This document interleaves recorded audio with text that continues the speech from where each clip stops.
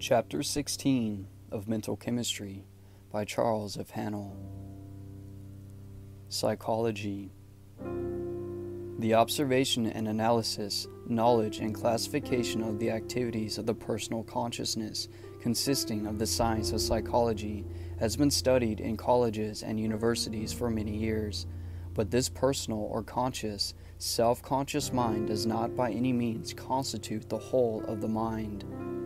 There are some very highly complex and very orderly activities going on within the body of a baby. The body of the baby, as such, cannot induce or carry on those activities, and the conscious mind of the baby does not know enough to even plan them or to be aware of them. Probably also, in most cases, there is no one around the baby who even remotely understands what is going on in this highly complex process of physical life. And yet, all those activities manifest intelligence, and intelligence of a very complex and high order. From the examination of what goes on in the human body, from all the complex processes, the beating of the heart and digestion of the foods, the secretion and excretion of the glands, it is apparent that there is in control an order of mentality which has a high degree of intelligence, but it is the mentality which is operating the millions of cells which constitute the body, and so operate below the surface of what we term consciousness. It is therefore subconscious. The subconscious mind again assumes two phases. Connected with each human person there is a subconsciousness which may in some sense be regarded as the subconsciousness of that person, but which merges at a still deeper level into what may be termed universal subconsciousness, or into cosmic consciousness. That may be illustrated in this way.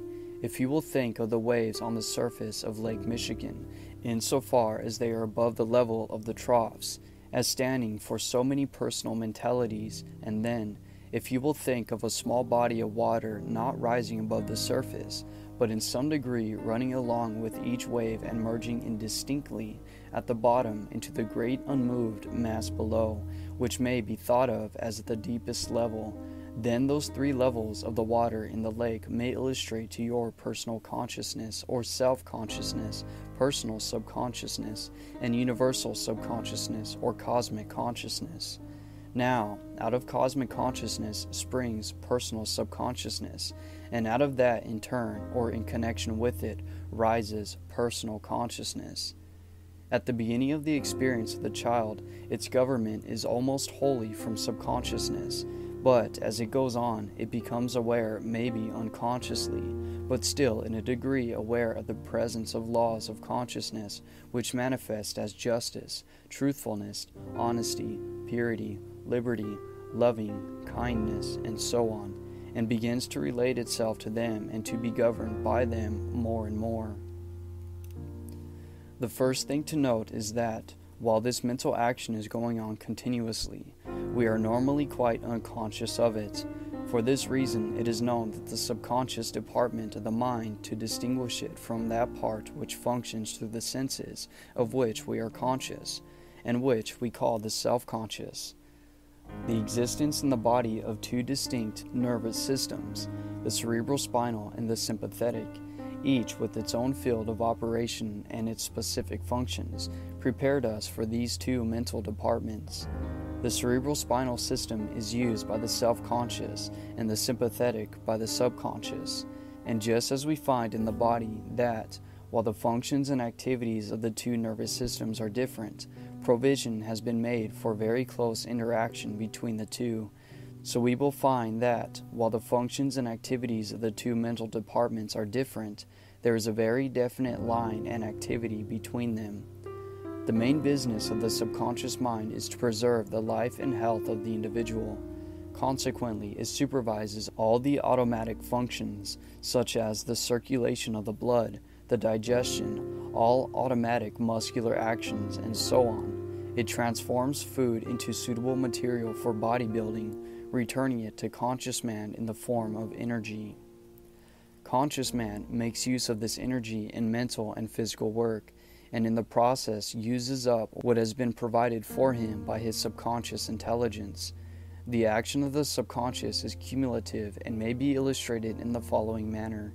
Suppose you take a tub of water and begin to stir it in a small piece of wood from right to left with a circular motion. At first, you will start only a ripple around the wood, but if you keep the wood in motion with a circular movement, the water will gradually accumulate the strength which you are putting into the wood, and presently you will have a whole tub of water in a whirl. If you were then to drop the piece of wood, the water would carry along the instrument that originally set it in motion, and if you were suddenly to stop the wood while it is still projecting in the water, there would be a strong tendency to not only carry the wood forward, but to take your hand along with it. Now, suppose that after you have the water whirling, you decide that you do not want it to whirl, or think that you would prefer to have it whirl in the other direction, and so try to set it in going the other way. You will find that there is a great resistance, and you will find that it will take a long time to bring the water to a standstill, and a still longer time before you get it going the other way. This will illustrate that whatever the conscious mind does repeatedly, the subconscious will accumulate as a habit. Any experience which the subconscious receives is stirred up, and if you give it another one of the same kind, it will add that to the former one, and so keep on accumulating them indefinitely. The tendency being to accumulate activity along any definite line in increasing measure, and this holds true concerning any phase of activity that comes within range of human consciousness. This is true whether the experiences are for our benefit or otherwise, whether the experiences are good or evil. The subconscious is a spiritual activity and spirit is creative. The subconscious therefore creates the habits, conditions, and environment which the conscious mind continues to entertain. If we consciously entertain thoughts associated with art, music, and the aesthetic realm, if we consciously entertain thoughts associated with the good, the true, and the beautiful, we shall find these thoughts taking root in the subconscious, and our experiences and environments will be a reflection of the thought which the conscious mind has entertained. If, however, we entertain thoughts of hatred, jealousy, envy, hypocrisy, disease, lack or limitation of any kind, we shall find our experience and environments will reflect the conditions in accordance with these thoughts. Quote, "As we sow, so shall we reap." End quote. The law is no respecter of persons. We may think what we will, but the result of our thoughts is governed by an immutable law. Quote, "There is nothing either good or evil, but thinking makes it so." End quote. We cannot plant a seed of one kind and reap fruit of another. Consciousness consists in the power to think, to know, to will, and to choose. Self-consciousness is the power to be aware of the self as a thinking, knowing, willing, and choosing individual. The brain is the organ of the conscious mind, and the cerebral spinal nervous system is the system of nerves by which it is connected with all parts of the body. The process of growth is a subconscious process. We do not carry on the vital processes of nature consciously. All the complex processes of nature, the beating of the heart, the digestion of food, the secretion of the glands requires a high degree of mentality and intelligence. The personal consciousness or mind would not be capable of handling these intricate problems. They are therefore controlled by the universal mind, which in the individual we call the subconscious. The universal mind is sometimes referred to as the superconsciousness, and sometimes the divine mind. The subconscious is sometimes called the subjective and the conscious the objective mind. But remember that words are simply the vessels in which thought is carried. If you get the thought, you will not be concerned about the terms. Mind is a spiritual activity and spirit is creative. Hence, the subconscious mind not only controls all the vital functions and processes of growth, but it is the seat of memory and habit. The sympathetic nervous system is the instrument by which the subconscious keeps in touch with the feelings or emotions.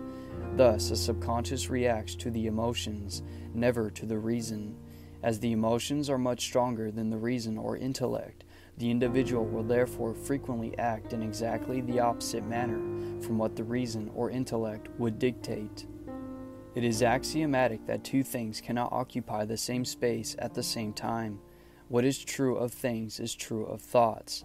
If, therefore, any thought seeks entrance to the mental realm which is destructive in its nature, it should be quickly displaced by a thought which has a constructive tendency. Herein lies the value of a ready-made affirmation, such as the Cui affirmation, quote, "Day by day, in every way, I am growing better and better," end quote, or the Andrews affirmation, quote, "I am whole, perfect, strong, powerful, loving, harmonious, and happy," end quote. These or similar affirmations may be committed to memory and repeated until they become automatic or subconscious. As physical conditions are but the outward manifestations of mental conditions, it will readily be seen that by constantly holding the thought expressed in the affirmation in the mind, that it will be but a comparatively short time until conditions and environment begin to change so as to be in accordance with the new method of thinking. This same principle can be brought into operation in a negative way through the process of denial. Many make use of this with excellent results.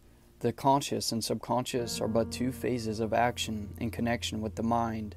The relation of the subconscious to the conscious is quite analogous to that existing between a weather vane and the atmosphere. Just as the least pressure of the atmosphere causes an action on the part of the weather vane, so does the least thought entertained by the conscious mind produce within the subconscious mind action in exact proportion to the depth of feeling characterizing the thought and the intensity with which the thought is indulged. It follows that if you deny unsatisfactory conditions, you are withdrawing the creative power of your thought from these conditions. You are cutting them away at the root. You are sapping their vitality. The law of growth necessarily governs every manifestation in the objective, so that a denial of unsatisfactory conditions will not bring about instant change. A plant will remain visible for some time after its roots have been cut, but it will gradually fade away and eventually disappear.